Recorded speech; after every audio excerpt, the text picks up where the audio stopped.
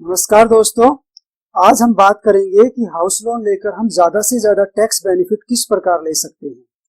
मकान अपने जीवन साथी के नाम खरीद सकते हैं या नहीं। जीवन साथी के नाम पर मकान खरीदने पर कोई अतिरिक्त लाभ होगा या नहीं। क्या एक से ज्यादा मकान खरीदने पर भी टैक्स बेनिफिट लिया जा सकता है। ज्वाइंट लोन लेने से क्या फायदे होंगे। ज्वाइंट लोन लेकर किस प्रकार ज्यादा से ज्यादा लाभ ले सकते हैं। आयकर अधिनियम की किस सेक्शन के अंतर्गत कितना लाभ लिया जा सकता है। इन सभी प्रश्नों के उत्तर जानने के लिए वीडियो को अंत तक जरूर देखें। अगर आपने हमारे चैनल को अभी तक सब्सक्राइब नहीं किया है तो प्लीज चैनल को सब्सक्राइब कर लीजिए और साथ में बने बेल आइकन को जरूर प्रेस कर दीजिए ताकि आने वाले वीडियो का नोटिफिकेशन आपको समय पर मिल सके। करदाता कानून के दायरे में रहकर टैक्स मैनेजमेंट कर सकता है और कुछ हद तक टैक्स भुगतान करने से बच सकता है। इनकम टैक्स एक्ट हमें विभिन्न धाराओं के अंतर्गत कर से छूट का लाभ प्रदान करता है। इन्हीं धाराओं में से कुछ धाराएं ऐसी है जो हमें हाउस लोन और उस पर चुकाए गए ब्याज के लिए टैक्स बेनिफिट प्रोवाइड करती है। कोई भी करदाता हाउस लोन लेकर उसका लाभ उठा सकता है। तो पहले हम बात करते हैं उन सेक्शंस की जिनके अंतर्गत हाउस लोन और उस पर चुकाए गए ब्याज पर टैक्स छूट का लाभ लिया जा सकता है, और उसके बाद बात करेंगे कि लोन किसके नाम पर लेना ज्यादा लाभकारी रहेगा। तो फर्स्ट सेक्शन है सेक्शन 24B। अगर कोई करदाता लोन लेकर रिहायशी मकान खरीदता है तो वह सेक्शन 24B के अंतर्गत उस लोन पर चुकाए गए ब्याज के लिए 2 लाख रुपए तक की छूट का लाभ ले सकता है। 2 लाख रुपए तक का ब्याज करदाता की ग्रॉस टोटल इनकम में से मकान खरीदने के वर्ष से ही तब तक घटाया जाएगा जब तक कि पूरा लोन चुका नहीं दिया जाता है। यहाँ यह ध्यान रखने योग्य है कि 2 लाख रुपए से कम ब्याज होने पर जितना ब्याज होगा उतनी ही कटौती मिलेगी।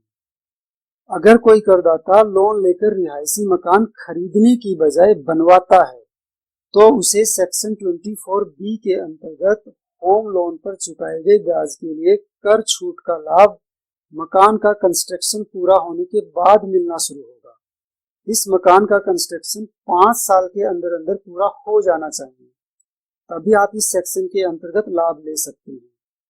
प्री कंस्ट्रक्शन पीरियड में चुकाए गए ब्याज की छूट का लाभ मकान का कंस्ट्रक्शन पूरा होने के बाद 5 इक्वल इंस्टॉलमेंट में लिया जा सकता है। कंस्ट्रक्शन पूरा होने के बाद भी अधिकतम छूट 2 लाख रुपए प्रति वर्ष ही ली जा सकती है। यदि एक हाउस लोन को चुकाने के लिए दूसरा हाउस लोन लिया जाता है तो उस लोन पर चुकाए गए ब्याज के लिए भी सेक्शन 24B के अंतर्गत लाभ लिया जा सकता है। अगली सेक्शन है सेक्शन 80C। हाउस लोन के लिए चुकाई गई EMI में जो प्रिंसिपल अमाउंट शामिल है उसके लिए 80C के अंतर्गत 1,50,000 रुपए तक की डिडक्शन ली जा सकती है।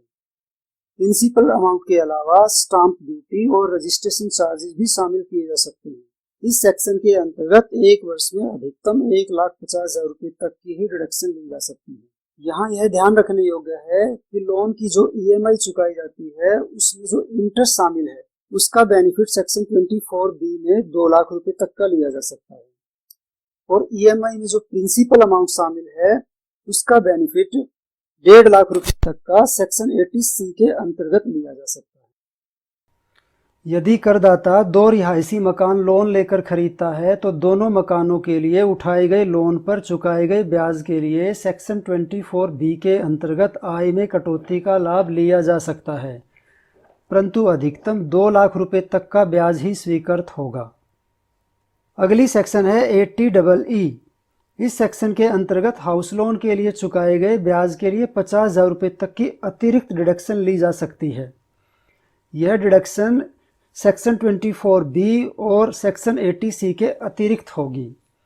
यदि लोन 1 अप्रैल 2016 से 31 मार्च 2017 के बीच लिया गया है, लोन की राशि 35 लाख रुपए से ज़्यादा नहीं है और हाउस प्रॉपर्टी की कीमत 50 लाख रुपए से ज़्यादा नहीं है तो यह ध्यान रहे यह कटौती पहला मकान खरीदने वाले करदाताओं को ही मिलेगी जिनके पास कोई अन्य मकान नहीं है। अगली सेक्शन है सेक्शन 80EE। इस सेक्शन के अंतर्गत हाउस लोन के लिए चुकाए गए ब्याज के लिए 1,50,000 रुपए तक की अतिरिक्त डिडक्शन ली जा सकती है। यदि लोन 1 अप्रैल 2019 से 31 मार्च 2022 के बीच लिया गया है, हाउस प्रॉपर्टी की कीमत 45 लाख रुपए से ज़्यादा नहीं होनी चाहिए। यह कटौती भी पहला मकान खरीदने वाले उन करदाताओं को ही मिलेगी जिनके पास कोई अन्य मकान नहीं है। सेक्शन 80EE और सेक्शन 80EE में से एक ही डिडक्शन दी जा सकती है। ये वो अलग अलग धाराएं थी जिनके अंतर्गत यदि हाउस लोन लिया हुआ है तो हम टैक्स बेनिफिट ले सकते हैं। तो आइए अब बात करते हैं कि पति या पत्नी में से हाउस लोन किसके नाम पर लिया जाना चाहिए ताकि ज्यादा से ज्यादा बेनिफिट लिया जा सके। तो आइए सबसे पहले बात करते हैं पत्नी के नाम पर मकान खरीदने पर क्या प्रावधान है। पत्नी के नाम पर मकान खरीदने पर भी हाउस लोन लेकर हाउस लोन पर मिलने वाले टैक्स बेनिफिट का लाभ ले सकते हैं।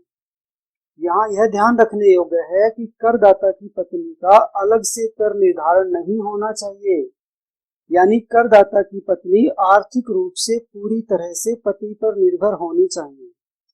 यदि मकान संपत्ति किराए पर दी जाती है तो इस किराए की राशि को करदाता अपनी आय में शामिल करेगा। तो आइए अब बात करते हैं पत्नी के नाम पर मकान खरीदने का क्या लाभ है। पत्नी के नाम पर मकान खरीदने पर रजिस्ट्रेशन चार्जेज में 2% की छूट मिलती है। यदि आप इस छूट का लाभ लेना चाहते हैं तो पत्नी के नाम पर मकान खरीद सकते हैं। यहाँ आपको दोहरा लाभ प्राप्त होगा, रजिस्ट्रेशन चार्जेज में भी छूट मिलेगी और हाउस लोन पर मिलने वाला टैक्स बेनिफिट। यदि आर्थिक रूप से पति पत्नी पर निर्भर है और मकान पति के नाम पर खरीद लिया जाता है तो पत्नी भी हाउस लोन लेकर टैक्स बेनिफिट ले सकती है। अब बात करते हैं ज्वाइंट लोन लेने के क्या लाभ हैं। यदि पति पत्नी दोनों जॉब में हैं और दोनों कर का भुगतान करते हैं तो ज्वाइंट प्रॉपर्टी क्रय करना और ज्वाइंट लोन लेना ज्यादा लाभकारी रहता है। यहाँ दोनों करदाताओं को सेक्शन 24B के अंतर्गत 2-2 लाख रुपए की छूट का लाभ मिलेगा। यहाँ यह ध्यान रखने योग्य है कि एक वर्ष में लोन पर चुकाए गए कुल ब्याज से ज्यादा की छूट नहीं ली जा सकती है। फॉर एग्जाम्पल, यदि लोन पर कुल ब्याज 3.5 लाख रुपए चुकाया जाता है तो दोनों करदाता 3.5 लाख रुपए तक का ही लाभ ले सकते हैं, न कि 2-2 लाख रुपए मिलाकर 4 लाख रुपए। दोनों करदाता हाउस लोन पर चुकाए गए प्रिंसिपल अमाउंट के लिए 80C के अंतर्गत भी लाभ प्राप्त कर सकते हैं। EMI में जो प्रिंसिपल अमाउंट शामिल होगा वो उनके 80C की सेविंग में शामिल हो जाएगा। इसके अलावा ज्वाइंट लोन लेने पर दोनों करदाताओं को 80EE या 80EE की छूट का लाभ भी मिलेगा। यदि लोन 1 अप्रैल 2016 से 31 मार्च 2017 के बीच लिया गया है तो 80EE का लाभ मिलेगा और यदि लोन 1 अप्रैल 2019 से 31 मार्च 2022 के बीच लिया गया है तो 80EE का लाभ मिलेगा। इन दोनों धाराओं में कितनी छूट ली जा सकती है इसके बारे हम पहले ही बात कर चुके हैं। यदि गलती से पति पत्नी में से एक सदस्य के नाम पर मकान खरीदकर उसी के नाम पर लोन ले लिया गया है तो क्या करें। ऐसी स्थिति में बैंक से आधे लोन का अप्रूवल दूसरे जीवन साथी के नाम करवाकर उस आधे लोन के बदले में मकान में को ओनरशिप ले सकते, यानी मकान पति पत्नी दोनों के नाम रजिस्टर करवाकर दोनों सदस्य हाउस लोन पर मिलने वाला बेनिफिट ले सकते हैं। दोस्तों, टैक्स बचाने के लिए हाउस लोन सबसे अच्छा टूल है। सबसे ज्यादा टैक्स हाउस लोन लेकर ही बचाया जा सकता है। हमने अपनी तरफ से पूरा प्रयास किया है कि हम आपको आयकर अधिनियम के अनुसार ही इंफॉर्मेशन प्रोवाइड करें। फिर भी हमारा आपसे अनुरोध है कि आप कोई भी निर्णय लेने से पहले अपने आर्थिक सलाहकार से जरूर सलाह कर लीजिए। वीडियो में अंत तक बने रहने के लिए आपका बहुत बहुत धन्यवाद।